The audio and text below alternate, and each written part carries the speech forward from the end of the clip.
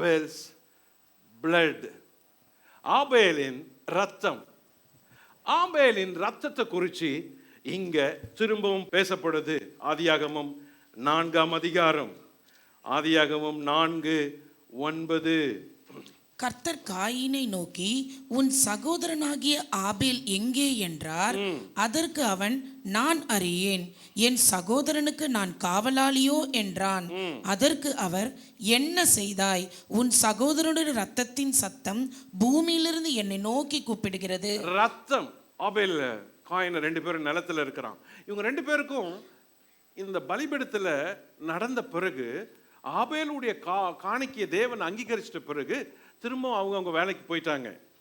Coin நிலத்தின் வேலை செய்ய போயிட்டான், ஆபேல் மந்த மேய்க்கிறனா போயிட்டான். ஒருவர் பேசிக்கிறது இல்லை. இந்த சூழ்நிலையில ஆபேல் என்ன பண்றான் தெரியுமா?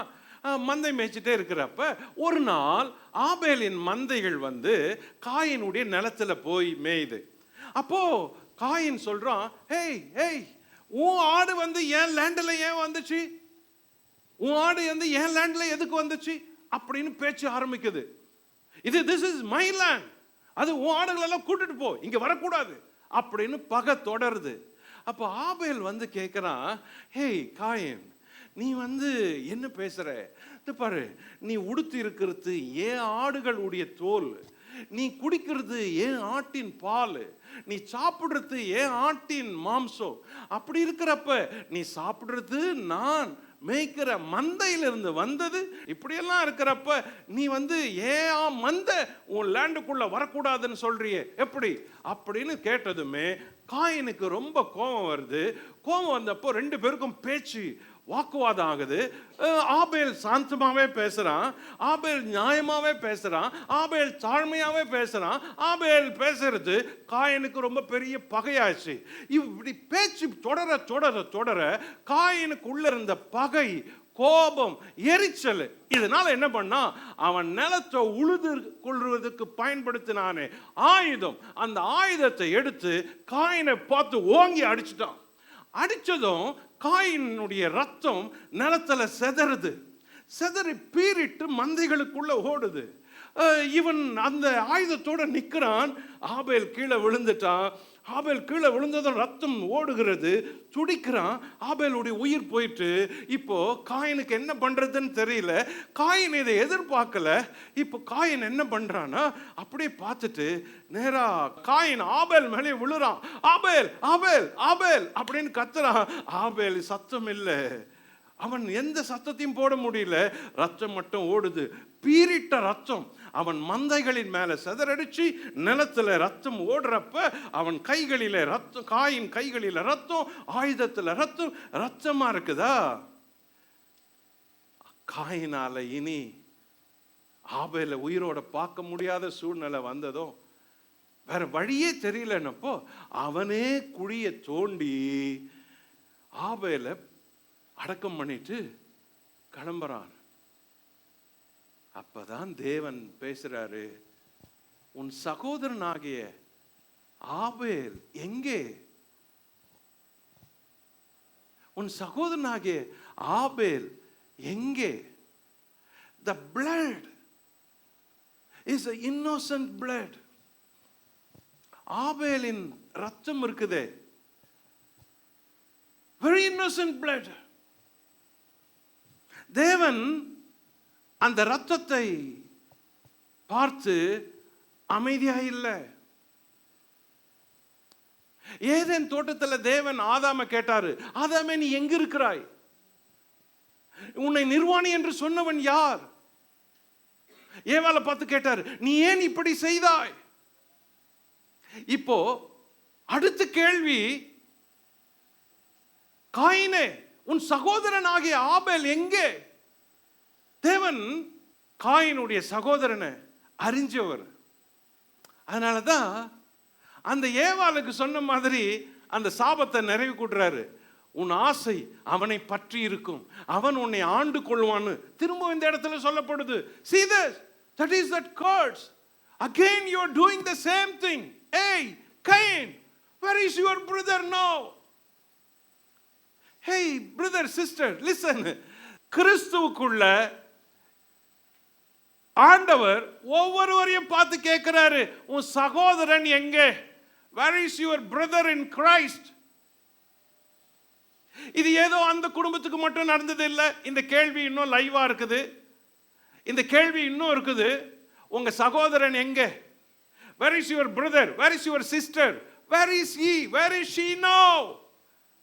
அவன் எங்க இருக்கிறான் அப்படின்ற கேள்வியை தேவன் எப்பவுமே உன்னை கேட்டுக்கிட்டே இருப்பாரு.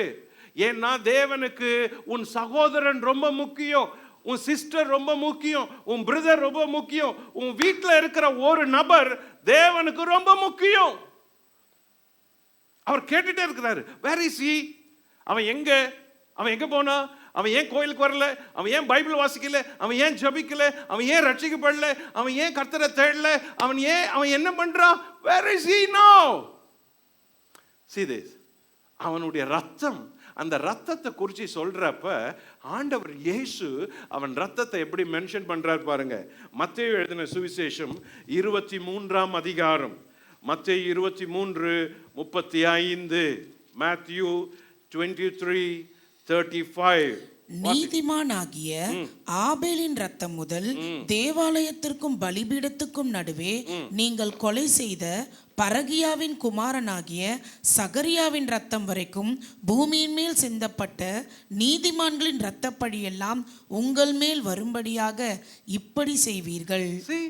ஆண்டவர் இயேசு சொல்றாரு, நீதிமானாகிய ஆபேலின் ரத்தம். அப்போ இந்த ஆபேலின் ரத்தம் சிந்துது, அது ஒரு நீதிமானின் ரத்தம். ஆனா இந்த நீதிமானின் ரத்தம் காரணம் இல்லாத சிந்தப்பட்டுச்சு, காரணம் இல்லாம சிந்தப்பட்டுச்சு, அநியாயமா சிந்தப்பட்டுச்சு, தன் சொந்த சகோதரனாலே சிந்தப்பட்டுச்சு. ஆனால் இதைவிட ஒரு மேன்மையான ரத்தம் இருக்கிறது. அது இயேசுவின் ரத்தம்.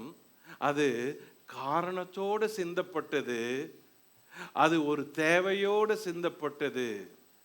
இந்த ரத்தம் இல்ல, அது நியாயம் கேக்குது, லார்ட் லார்ட் லார்ட். ஆனால் இன்னொரு ரத்தம் இருக்குது, அதுக்கு பேர் இயேசுவின் ரத்தம். அந்த இயேசுவின் ரத்தம் நன்மையானவைகளை பேசுதான். எபிரேயருக்கு எழுதின நிருபம் 12ஆம் அதிகாரம், Hebrews chapter 12, Hebrews 12:24. புது உடன்படிக்கையின் மத்தியஸ்தராகிய இயேசுவினிடத்திற்கும் ஆபேலனுடைய ரத்தம் பேசினதை பார்க்கிலும் நன்மையானவைகளை பேசுகிற ரத்தமாகிய தெளிக்கப்படும் ரத்தத்தினிடத்திற்கும் வந்து சேர்ந்தீர்கள். பாருங்க, மறுபடியும் எபிரேய ஆக்கியோன் சொல்றாரு, புது உடன்படிக்கையின் ரத்தம், இயேசுவின் ரத்தம், நன்மையானவைகளை பேசுற ரத்தம் உனக்கு இருக்குது. அது என்ன ரத்தம்? இந்த நன்மையானவைகளை இந்த ரத்தம் எப்படி பேசுது? இயேசுவின் ரத்தம். சரி, ஆபேலின் ரத்தம் என்ன பேசுச்சு தெரியுமா? லார்ட் லார்ட் பாருங்க, லார்ட் பாருங்க, நான் தப்பே செய்யல, என்ன கொன்னுட்டான், அவனை நியாயம் தீருங்க அப்படின்னு பேசுது. வஞ்சன்ஸ், பகை,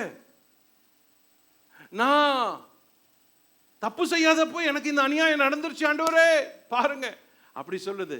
ஆனால் இயேசுவின் ரத்தம் இல்லை, அது நன்மையானவைகளை பேசுதான். ஆபேலின் ரத்தத்தை காட்டிலும் இயேசுவின் ரத்தம் என்ன சொல்லுது? இயேசுவின் ரத்தம் என்ன பேசுது தெரியுமா? இயேசுவின் ரத்தம், இயேசுவின் ரத்தம், அதே மாதிரி இயேசுவின் ரத்தம் சிந்தப்பட்டது, அதே மாதிரி இயேசு அடிக்கப்பட்டார், அதே மாதிரி இயேசு கொல்லப்பட்டார், அதே மாதிரி இயேசு சிலுவையில் அறையுண்டார், அதே மாதிரி இயேசு ரத்தம் சிந்தினார். ஆனால் இந்த ரத்தம் இல்லை. ஃபாதர் ஃபாதர் ஃபாதர், அவன் என்னை விசுவாசிச்சான், அவள் என்னை ஏற்றுக்கொண்டாள், இயேசு என்ற என்னை விசுவாசித்து ஏற்றுக்கொண்டதினாலே ஃபாதர் நீங்க அவங்களை ஏற்றுக்கொள்ளணும், என் ரத்தத்தினால நான் அவர்களை கழுவிட்டேன், ஃபாதர் அவர்களை ஏற்றுக்கொள்ளணும், அவர்களுக்கு என்ன தேவையோ கொடுங்கப்பா, அவங்களுக்கு என்ன காரியம் செய்யுங்கப்பா, அவர்களுக்கு என்ன தோல்வியோ மாற்றுங்கப்பா, அவர்களுக்கு என்ன வியாதியோ சுகமாக்குங்கப்பா. Father there are my son and daughter, father help them, help them, help them. That is the voice of Jesus' blood. Hallelujah. even still is speaking for you. எத்தனையோ தப்பு செஞ்சிருக்கிறோம், அந்த ரத்தம் பேசிக்கிட்டே இருக்குது. Father, please forgive them. உனக்காக ஆண்டவருடைய ரத்தம் இன்னும் பேசிக்கிட்டே இருக்குது. எவ்வளோ தப்பு செஞ்சோம், ஆண்டவர் உன்னை தூர தள்ளல. எவ்வளோ முறை விழுந்த, தூர தள்ளல. திரும்ப திரும்ப மன்னிப்பு கேட்ட, ஆண்டவர் உன்னை மன்னிச்சுக்கிட்டே இருக்கிறாரு. திரும்ப திரும்ப ஆண்டவர் உனக்கு கிருபை கொடுத்துட்டே இருக்கிறாரு. அந்த ரத்தம் பிதாவினிடத்துல நன்மையானவைகளை பேசுது. உனக்காக, உன் நன்மைக்காக, உன்னுடைய நல்லதுக்காக அந்த ஆண்டவர் பேசிக்கிட்டே இருக்கிறார். ஃபாதர், ஆண்டவரே நீர் கோபப்பட வேண்டாம். ஆண்டவரே நீர் நீதி உள்ளவர். அவங்க ரொம்ப அநீதியா இருந்தாலும், வீக்கா இருந்தாலும், திரும்ப திரும்ப விழுந்தாலும், திரும்ப திரும்ப தப்பு செஞ்சாலும், Lord, don't reject them. Don't reject her. Lord, I am your son. Lord, I am requesting you. There are our people. There are my people. That is the blood of Jesus. அதனால தான் இன்னைக்கு வரைக்கும் நிக்கிற. இல்லாட்டி எப்போ போயிட்டு இருப்போம். நீ வாழ்றதுக்கு காரணமே இந்த ரத்தம் உனக்காக நன்மையானவைகளை பேசுது. இன்னைக்கு நீ வந்த தூரம், இவ்வளோ நாள் கடத்தி வந்த காலம், இவ்வளோ நாள் ரீச் ஆனதுக்கு reason not because of your health, your money, your influence, even your education, because of his blood. His blood,